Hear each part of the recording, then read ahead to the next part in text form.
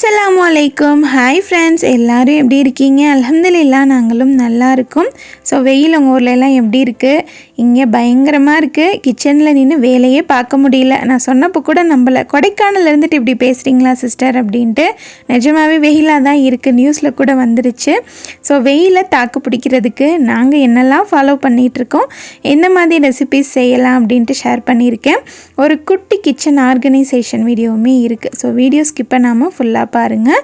First ஒரு litre நல்ல ஒரு ஃபுல் க்ரீம் மில்க் வந்து காய்ச்சறதுக்காக வச்சுருக்கேன். நல்லா சூப்பரான ஒரு ஹோம்மேட் ஐஸ்கிரீம் செய்யலாம். அது கூட வந்துட்டு கம்பு கூழ் காய்ச்சலாம் அப்படின்ட்டு கம்பு இவங்களை வாங்கிட்டு வர சொல்லியிருந்தேன்.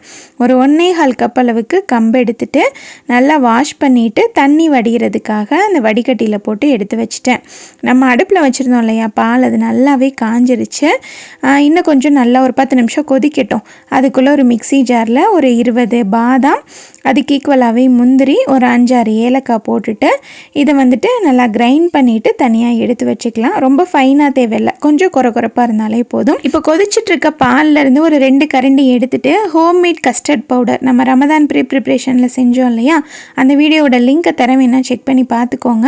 ஒரு 2 டீஸ்பூன் அளவுக்கு சேர்த்துட்டு கட்டிகள் எதுவும் இல்லாமல் நல்லா கரைச்சிக்கலாம். இப்போ பால் பார்த்திங்கன்னா நல்லாவே கொதிச்சிருச்சு. ஒரு 10 நிமிஷம் கொதிச்சா போதும், ரொம்ப நேரம் கொதிக்கணும்னு அவசியம் கிடையாது. ஸோ இந்த ஸ்டேஜில் நம்ம கரைச்சி வச்சுருக்க அந்த கஸ்டர்ட் பவுடர் இருக்குது இல்லையா, அதை சேர்த்துட்டு கட்டி இல்லாமல் நல்லா மிக்ஸ் பண்ணி விட்டுக்கலாம். சுகர் வந்துட்டு நம்மளோட இனிப்புக்கு தகுந்த மாதிரி இப்போ நம்ம சேர்த்துக்க போகிறோம். நான் ஒரு 3/4 கப் ஃபஸ்ட்டு சேர்த்தேன், அதுக்கப்புறம் எனக்கு பத்தாத மாதிரி இருந்துச்சு. அதுக்கப்புறம் ஒரு 1/4 கப் வந்து சேர்த்துக்கிட்டேன். சுகர் சேர்த்துட்டு நல்லா ஒரு கொதி வந்ததுக்கப்புறமா நம்ம நட்ஸ் பவுடர் ரெடி பண்ணி வச்சுருக்கோம் இல்லையா, அதையுமே சேர்த்துட்டு திரும்ப பார்த்திங்கன்னா ஒரு 15 நிமிஷம் நல்லா கொதிக்க விட்டுக்க போகிறோம். அப்போ தான் அந்த நட்ஸில் இருக்க பச்சை வாசனை எல்லாம் போயிட்டு அந்த ஐஸ்கிரீம் வந்துட்டு நல்லா டேஸ்ட்டாக இருக்கும். நல்லா மிக்ஸ் பண்ணி விட்டுக்கலாம். கொஞ்சம் கட்டி சேர்கிற மாதிரி இருந்துச்சு, அதனால் அந்த ஹேண்ட் விஸ்க் வச்சு நல்லா மிக்ஸ் பண்ணி விட்டுட்டேன். சரி பொங்காது அப்படின்னு சொல்லிட்டு சிம்மில் வச்சுக்கிட்டே அந்த பக்கம் வேலை பார்க்கலான்ட்டு போனேன். லைட்டாக பொங்கிருச்சு. நிறைய டிப்ஸ் வீடியோவில் சொல்லுவாங்க பாருங்களேன், இந்த கரண்டி மேலே வச்சா பால் பொங்காதுன்னு. சரி இன்றைக்கி ட்ரை பண்ணி பார்ப்போன்னு ஒரு கரண்டி எடுத்து மேலே வச்சேன். பயங்கரமாக பொங்கி ஊற்றிருச்சு.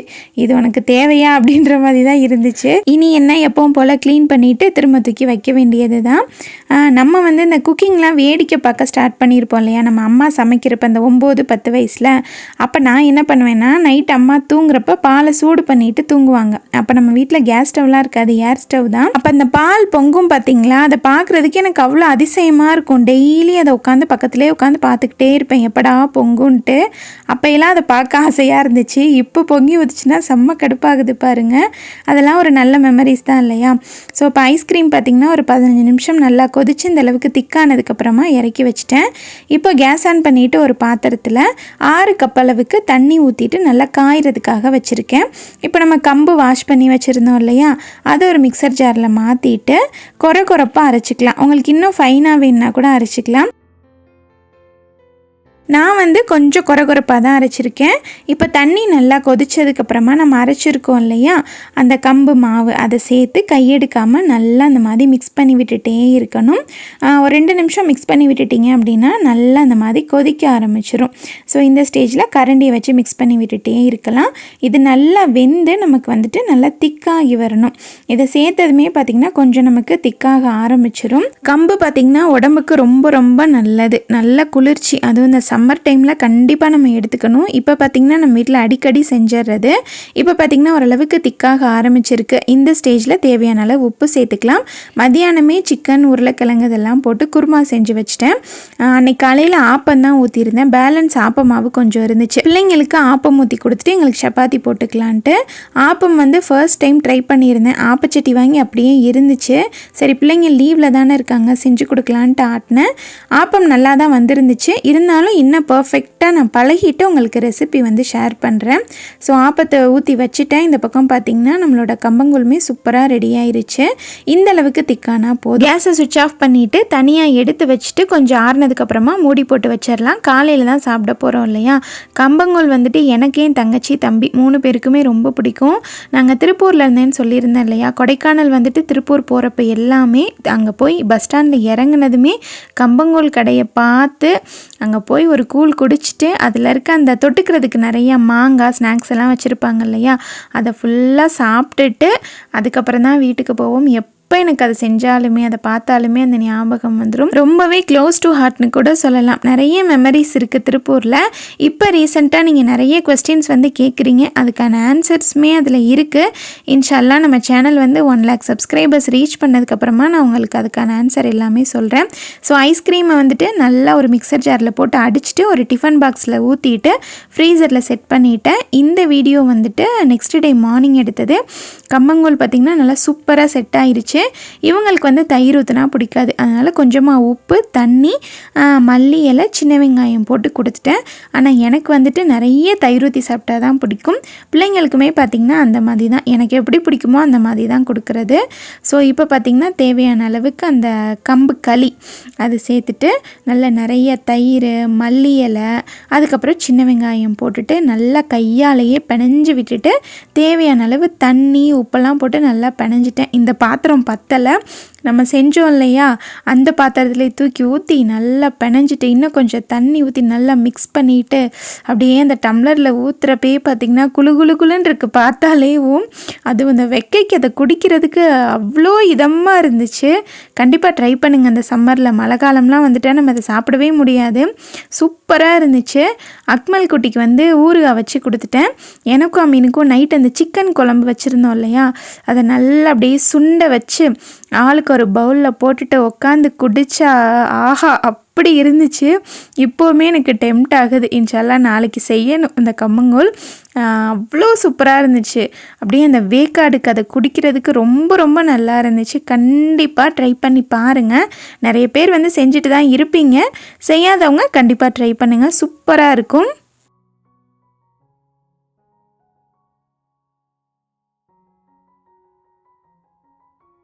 ஸோ வீடியோ அப்படியே அங்கேருந்து கட் ஆகி ஃப்ரைடே வந்துருச்சு. ஃப்ரைடே நல்லா சூப்பராக லஞ்ச் எல்லாம் முடிச்சுட்டு ஐஸ்கிரீம் சாப்பிட்லான்ட்டு எடுத்துகிட்டு வந்துட்டேன். இந்த ஐஸ்கிரீம் செஞ்சு ஒரு 2 டேஸ்க்கு அப்புறமா தான் நான் ஓப்பன் பண்ணுறேன்.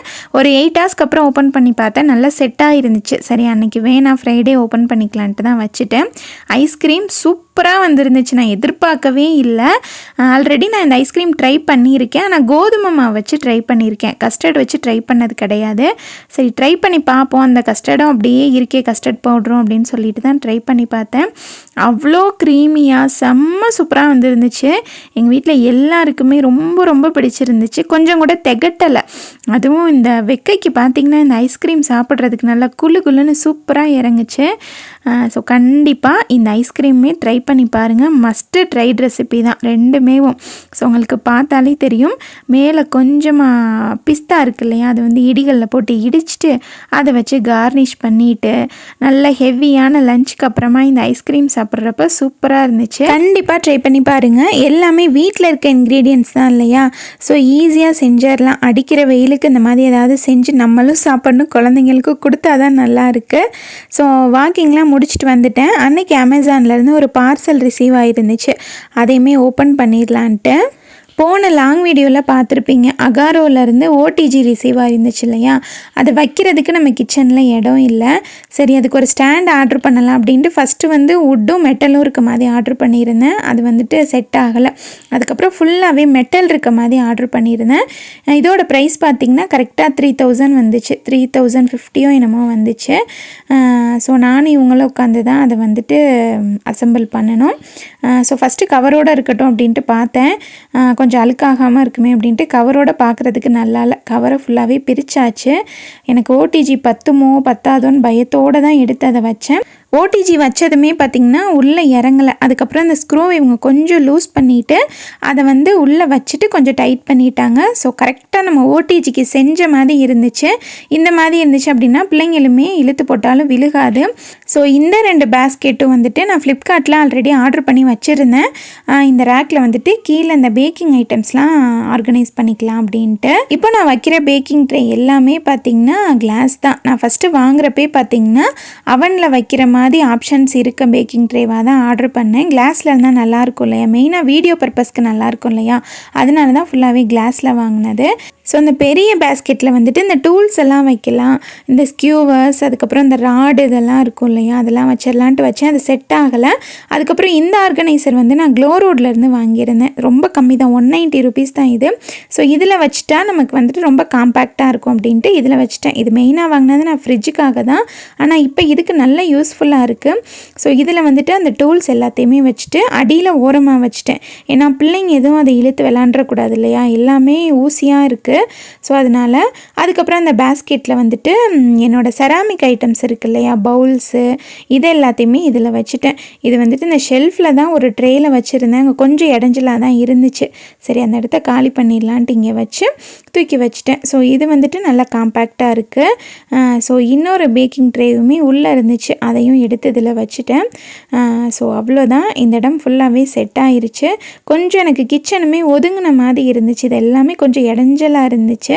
அடியில் கொஞ்சம் இடம் இருந்துச்சு இல்லையா, அங்கே வந்துட்டு வெங்காயம், வெள்ளைப்பூடு, இஞ்சி இந்த கூடையெல்லாம் எடுத்து வச்சுட்டேன். ஸோ ஃபைனலி பார்த்திங்கன்னா ஆர்கனைஸ் பண்ணியாச்சு. அந்த ரெட் கலர் பிளாஸ்டிக் ரேக் இருக்குது இல்லையா, அதில் வந்துட்டு இந்த கிளாஸ் கண்டெய்னர்ஸ் எல்லாமே வாஷ் பண்ணி வைக்கிறதுக்காக வச்சுருக்கேன். அங்கே வச்சிட்டோம் அப்படின்னா சேஃபாக இருக்கணும் அப்படின்றதுக்காக. ஸோ இந்த மெட்டல் ஆர்கனைசர் நீங்கள் வாங்கணுன்னா வாங்கலாம், ஓடிஜி அவன்லாம் வைக்கிறதுக்கு. நல்ல காம்பேக்டாக இருக்குது, இடத்த அடைக்கலை. ஸோ இது ப்ரொமோஷன்லாம் கிடையாது, என்னோடய ஓன் பர்ச்சேஸ் தான். லிங்க் டிஸ்கிரிப்ஷனில் இருக்குது, வேணும்னா செக் பண்ணி பார்த்துக்கோங்க. ஸோ அப்படியே வீடியோ கட் ஆகி சண்டே வந்துடுறோம். சண்டே லஞ்சுக்கு வந்துட்டு மட்டன், அதுக்கப்புறம் கொஞ்சம் ஈரல் வாங்கிட்டு வர சொல்லியிருந்தேன். ஸோ அந்த வெயிலுக்கு ரொம்ப காரசாரமாக சாப்பிட்றத விட கொஞ்சம் மைல்டாக சாப்பிட்டா நல்லாயிருக்கும் இல்லையா. ஸோ இன்றைக்கி அந்த மாதிரி தான் குக் பண்ண போகிறோம். ஒரு சிஸ்டர் வந்து ஒயிட் குஸ்காவும் மின்ட் சட்னியும் தொடர்ந்து கேட்டுகிட்டே இருக்காங்க. சரி அவங்களுக்கும் ரெசிபி ஷேர் பண்ண மாதிரி இருக்கும், எல்லோரும் ட்ரை பண்ணியும் பார்ப்பீங்க இல்லையா, அதனால தான். ஸோ இப்போ பார்த்திங்கன்னா ஒரு 3 மீடியம் சைஸ் வெங்காயம், ஒரு 5-6 பச்சை மிளகாவை நடுவில் கீறிட்டு எடுத்து வச்சுக்கிறேன். பட்டை, கிராம்பு, ஏலக்காய் தாளிக்கிறதுக்கு கேஸ் ஆன் பண்ணிவிட்டு ஒரு பாத்திரத்தில் கொஞ்சமாக வந்துட்டு கடல் எண்ணெய், அதுக்கப்புறம் தேங்காய் எண்ணெய் ஊற்றிட்டு பட்டை, கிராம்பு, ஏலக்காய் போட்டு தாளிச்சிட்டு நம்ம கட் பண்ணி வச்சுருக்க வெங்காயம், பச்சை மிளகாய் சேர்த்துட்டு இப்போ அதை வதக்கிக்க போகிறோம். வெங்காயம் வந்து ரொம்ப வதங்கணும்னு அவசியம் கிடையாது, இந்த அளவுக்கு வதங்கவும் 2 டீஸ்பூன் இஞ்சி பூண்டு பேஸ்ட் சேர்த்துட்டு இது கூட ஒரு தக்காளி சேர்க்குறதுனா சேர்க்கலாம். நான் அன்றைக்கி வந்துட்டு சேர்க்கலை, ரெண்டுமே நல்லா தான் இருக்கும். சேர்த்தாலும் நல்லாயிருக்கும், சேர்க்கலைனாலும் நல்லாயிருக்கும். ஒரு கைப்பிடி அளவுக்கு மல்லி, புதினா சேர்த்துட்டு நல்லா மிக்ஸ் பண்ணிவிட்டு ஒரு 4 டேபிள் ஸ்பூன் அளவுக்கு நல்ல திக்கான தயிர் சேர்க்கணும். தயிர் சேர்க்குற கிளிப்பிங் வந்துட்டு மிஸ் ஆயிடுச்சு. ஸோ இன்னொரு குக்கரில் நம்ம எடுத்து வச்சுருக்க ஈரல், அதுக்கப்புறம் அந்த கொஞ்சம் மட்டன் அதையுமே சேர்த்துட்டு ஒரு டீஸ்பூன் இஞ்சி பூண்டு பேஸ்ட், கொஞ்சமாக தயிர் சேர்த்துட்டு பச்சை மிளகா நம்மளோட காரத்துக்கு தகுந்த மாதிரி சேர்த்துட்டு சின்ன வெங்காயம் ஒரு 10-15 சேர்த்துக்கலாம். இது கூட ஒரு பெரிய வெங்காயம், நம்ம தோசை சட்டிக்கெலாம் தேய்ச்சிட்டு அந்த வெங்காயம் இருக்கும் இல்லையா, அதை வேஸ்ட் பண்ண வேணாம் அப்படின்ட்டு அதையுமே கட் பண்ணி அதில் போட்டு விட்டுட்டேன். இது கூடவே கொஞ்சமாக மஞ்சள் தூள், உப்பு சேர்த்துக்கணும். ஸோ அதை சேர்த்துட்ருந்தேன். நம்ம கீ ரைஸ்க்கு தாளிச்சிருந்தோம் இல்லையா, அது நல்லா வதங்கி எண்ணெய் பிரிஞ்சிருச்சு. ஸோ இந்த ஸ்டேஜில் வந்து அரிசி வேகிறதுக்கு தண்ணி சேர்த்துட்டு உப்பும் சேர்த்துக்கலாம். 1:2 ரேஷியோவில் வந்துட்டு நம்ம தண்ணி சேர்த்துக்கணும். இன்றைக்கி நம்ம சீரக சம்பா அரிசி தான் நம்ம எடுத்திருக்கோம். ஸோ இப்போ அந்த ஈரலில் வந்துட்டு கொஞ்சமாக தேவையான அளவு தண்ணி, வரமிளகா சேர்த்து விசில் போட்டு இந்த குக்கருக்கு ஒரு 4-5 விசில் விட்டோம் அப்படின்னா சூப்பராக வெந்துடும். இப்போ நம்ம சேர்த்த தண்ணி பார்த்திங்கன்னா நல்லா கொதிச்சிருச்சு. இந்த ஸ்டேஜில் நம்ம வந்துட்டு சீரக சம்பா அரிசியை வாஷ் பண்ணிவிட்டு சேர்த்துக்கலாம். நான் பார்த்திங்கன்னா இன்றைக்கி 2 உலக்கு எடுத்திருக்கேன். கால்படி உலக்கு இருக்கும் இல்லையா, அதில் வந்து 2 உலக்கு எடுத்திருக்கேன். ஸோ அரிசியை சேர்த்துட்டு உப்பு செக் பண்ணிக்கோங்க. உப்பு கொஞ்சம் தூக்கலாக இருக்கணும், அப்போ தான் நல்லாயிருக்கும். கீ ரைஸ் வந்துட்டு பொன்னி அரிசி, பாஸ்மதி ரைஸை விட சீரக சம்பா ரைஸில் செய்கிறப்ப டேஸ்ட் வந்துட்டு ரொம்ப நல்லாயிருக்கும். இப்போ மட்டன் ஒயிட் குருமா தான் செய்ய போகிறோம். அதுக்கு ஒரு 150 கிராம் சின்ன வெங்காயத்தை இந்த மாதிரி நீல வாக்கில் கட் பண்ணிவிட்டு ஒரு 7-8 பச்சை மிளகாய் எடுத்துக்கிறேன். ஸோ பெரிய வெங்காயம் போடுறதுனாலும் போடலாம், சின்ன வெங்காயம்னா இன்னுமே டேஸ்ட் நல்லாயிருக்கும். ஸோ அந்த பக்கம் பார்த்திங்கன்னா அரிசியும் சாப்பாடும் நல்லா அந்த மாதிரி பின்னி வந்துடும். இந்த ஸ்டேஜில் வந்துட்டு நம்ம கீ ரைஸை தம் போட்டுடலாம். ஃபஸ்ட்டே ஒரு தோசை தவாவை ப்ரீ ஹீட் பண்ணியிருந்தேன். அதுக்கு மேலே அந்த சட்டியை வச்சுட்டு அலுமினியம் ஃபாயில் ஷீட் வச்சு க்ளோஸ் பண்ணிவிட்டு மூடி போட்டு லோ ஃப்ளேமில் 20 மினிட்ஸ் வச்சிடலாம். இந்த பக்கம் பார்த்திங்கன்னா ஒயிட் குருமாக்கு தாளிக்கிறதுக்கு தேங்காய் எண்ணெய் ஊற்றிட்டு பட்டை, கிராம்பு, ஏலக்காய், அதில் வந்துட்டு அந்த பச்சை மிளகா நம்ம கட் பண்ணி வச்சுருக்க சின்ன வெங்காயம் சேர்த்துட்டு ரொம்ப வதங்கக்கூடாது. வெங்காயத்தோட கலர் வந்துட்டு லைட்டாக சேஞ்ச் ஆகி வரணும், அந்தளவுக்கு வதக்குனா போதும். இந்த கிளிப்பிங்ஸ்லாம் எடுக்கிறப்ப பார்த்திங்கன்னா மழை வர மாதிரி இருந்துச்சு, அதனால் கரண்ட்டு போயிட்டே இருந்துச்சு. அதனால் கொஞ்சம் டல்லாக இருக்கும், கொஞ்சம் அட்ஜஸ்ட் பண்ணிக்கோங்க. ஸோ வெங்காயம் இந்த அளவுக்கு வதங்கவும் ஒரு 2 டீஸ்பூன் இஞ்சி பூண்டு பேஸ்ட் சேர்த்துட்டு அதோட பச்சை வாசனையெல்லாம் போகிற அளவுக்கு நல்லா வதக்கிட்டு நம்ம வாஷ் பண்ணி வச்சுருக்க 1 kg மட்டன், அது கூடவே பார்த்திங்கன்னா 1 கப் அளவுக்கு தயிர் சேர்த்துக்கிறேன். நீங்கள் ஒரே ஒரு தக்காளி சேர்க்குறதுனா சேர்க்கலாம், கலர் மாறிடும் அப்படின்ட்டு நான் சேர்க்கலை. அதை ஒரு 5 நிமிஷம் நல்லா வதக்கிட்டு சீரகத்தூள் 1 டீஸ்பூன், மிளகுத்தூள் ஒரு 3/4 டீஸ்பூன் அளவுக்கு, கரம் மசாலா 1/2 டீஸ்பூன் சேர்த்துட்டு இப்போ இதை நல்லா மிக்ஸ் பண்ணி விட்டுறணும். இந்த ஸ்டேஜில் வந்துட்டு கொஞ்சமாக ஒரு கைப்பிடி அளவுக்கு புதினா கொத்தமல்லி சேர்த்துட்டு இப்போ இதை வந்துட்டு ஒரு 5 நிமிஷம் நல்லா அந்த எண்ணெயிலே வதக்கணும். இன்னும் கொஞ்சம் நீங்கள் எண்ணெய் ஊற்றுறதுனா ஊற்றிக்கலாம், நான் எண்ணெய் வந்து கம்மியாக தான் ஊற்றினேன். இந்த ஒயிட் குருமாக்கு எண்ணெய் அதிகமாக ஊற்றுனீங்க அப்படின்னா டேஸ்ட் வந்துட்டு இன்னுமே சூப்பராக இருக்கும். நான் வந்துட்டு கொஞ்சம் கம்மியாக தான் ஊற்றினேன். இப்போ தேவையான அளவு உப்பு போட்டுட்டு மூடி போட்டு ஒரு 10 நிமிஷம் விட்டுறலாம். ஸோ இந்த பக்கம் பார்த்திங்கன்னா நம்ம ஈரலும் கறியும் வேக வச்சுருந்தோம் இல்லையா, அது பார்த்திங்கன்னா நல்லா வெந்துருச்சு. இந்த ஸ்டேஜில் வந்துட்டு நம்ம மிளகு கறி பவுடர் அரைச்சி வச்சுருந்தோம் ரமதான் ப்ரிப்ரேஷனில், செக் பண்ணி பார்த்துக்கோங்க. அதிலிருந்து 1/2 டீஸ்பூன் சேர்த்துட்டு கொஞ்சமாக நல்லெண்ணெய் சேர்த்துட்டு மூடி போட்டு விட்டுறலாம். இது நல்லா சுண்டி வரட்டும். இந்த பக்கம் நம்ம ஒயிட் குருமாக்கு வச்சுருந்தோம் இல்லையா, ஸோ அதை ஒரு பெரட்டிட்டு மட்டன் வேகிறதுக்கு தேவையான அளவு தண்ணி சேர்த்துட்டு குக்கரை க்ளோஸ் பண்ணிவிட்டு இந்த குக்கருக்கு ஒரு 6 விசில் விட்டேன் அப்படின்னா மட்டன் வந்துட்டு நமக்கு நல்லா சூப்பராக வெந்து வந்துடும். இப்போ ஒரு மிக்ஸி ஜாரில் சின்ன முடியாக 1/2 முடி அளவுக்கு தேங்காய், ஒரு 10 முந்திரி பருப்பு, கொஞ்சமாக சோம்பு சேர்த்து நல்லா ஒரு ஃபைன் பேஸ்ட்டாக அரைச்சி வச்சுக்கணும். இந்த பக்கம் பார்த்திங்கன்னா நம்மளோட மிளகு ஈரல் வறுவலில் கொஞ்சமாக தேங்காய் சில்லு சேர்த்துட்டு மூடி போட்டு விட்டுறலாம், அது நல்லா வற்றி வரட்டும். மல்லி புதினா சட்னி அப்படின்னு பார்க்கலாம். மல்லி இலை கொஞ்சம் கம்மியாக, அதை விட கொஞ்சம் அதிகமாக புதினா, கொஞ்சோன்னு கறிவேப்பிலை சேர்த்துட்டு ஒரு பல் வெள்ளைப்பூடு, பச்சை மிளகா காரத்துக்கு தகுந்த மாதிரி, புளி கொஞ்சம் அதிகமாக, கொஞ்சம் உப்பு சேர்த்துக்கணும். ஸோ கொஞ்சமாக எண்ணெய் சேர்த்துட்டு அதில் வந்து உளுந்து இருக்கு இல்லையா, அதை பொன்னிறமாக வறுத்துக்கணும். எண்ணெய் வந்து நல்லெண்ணெய் சேர்த்துக்கோங்க. வறுத்துட்டு அதையும் அதில் சேர்த்துட்டு நல்ல ஒரு ஃபைன் பேஸ்ட்டாக அரைச்சிட்டோன்னா சூப்பரான மல்லி சட்னி ரெடி. இந்த பக்கம் பார்த்திங்கன்னா நம்மளோட ஈரல் வறுவல் சூப்பராக ரெடி ஆயிடுச்சு. லாஸ்ட்டாக கொஞ்சமாக மிளகாய் தூள் சேர்த்துட்டு நல்லா சுருள கிண்டி இறக்கிட்டிங்க அப்படின்னா சூப்பராக இருக்கும். கண்டிப்பாக ட்ரை பண்ணி பாருங்கள். இந்த பக்கம் நம்ம ஒயிட் குருமாக்கு மட்டன் வேக வச்சுருந்தோம் இல்லையா, நல்லா வெந்துருச்சு. ஸோ இந்த ஸ்டேஜில் நம்ம அரைச்சி வச்சுருக்க அந்த தேங்காய் முந்திரி சோம்பு பேஸ்ட் இருக்கு இல்லையா, அதை சேர்த்துட்டு இந்த குருமாக்கு தேவையான அளவு தண்ணி, ரொம்ப அதிகமாக சேர்த்துற வேணாம், தண்ணி கொஞ்சமாக சேர்த்துட்டு நல்லா மிக்ஸ் பண்ணி விட்டுட்டு மூடி போட்டு ஒரு 10 நிமிஷம் நல்லா கொதிக்க விட்டுட்டோம் அப்படின்னா சூப்பராக ரெடி ஆயிரும். இந்த பக்கம் நம்ம மல்லி புதினா சட்னி பாருங்கள், செம்மையாக இருக்கும் இந்த ரைஸ் இந்த சட்னியோட. கண்டிப்பாக ட்ரை பண்ணுங்கள். சாப்பாடுமே பார்த்திங்கன்னா ஒரு 20 மினிட்ஸ் லோ ஃப்ளேமில் வச்சுட்டு தம்லேருந்து இறக்கிட்டேன். உடனே ஓப்பன் பண்ணலை, திரும்ப ஒரு 20 நிமிஷம் விட்டுட்டு தான் ஓப்பன் பண்ணுறேன். கொஞ்சமாக நெய் சேர்த்துட்டு நல்லா மிக்ஸ் பண்ணி விட்டீங்க அப்படின்னா கீ ரைஸ் வந்துட்டு ரொம்ப ரொம்ப நல்லாயிருக்கும். இந்த மாதிரி ட்ரை பண்ணி பாருங்கள். நல்லா மிக்ஸ் கொடுத்துட்டு வேறு ஒரு பவுலுக்கு மாற்றிடலாம்.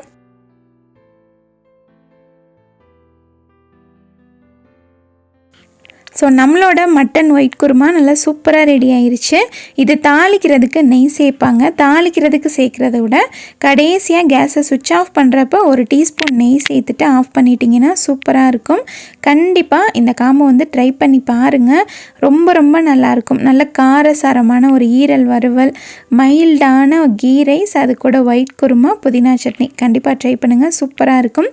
எங்கள் வீட்டில் எல்லாருக்குமே இந்த காம்போ ரொம்ப ரொம்ப பிடிக்கும்.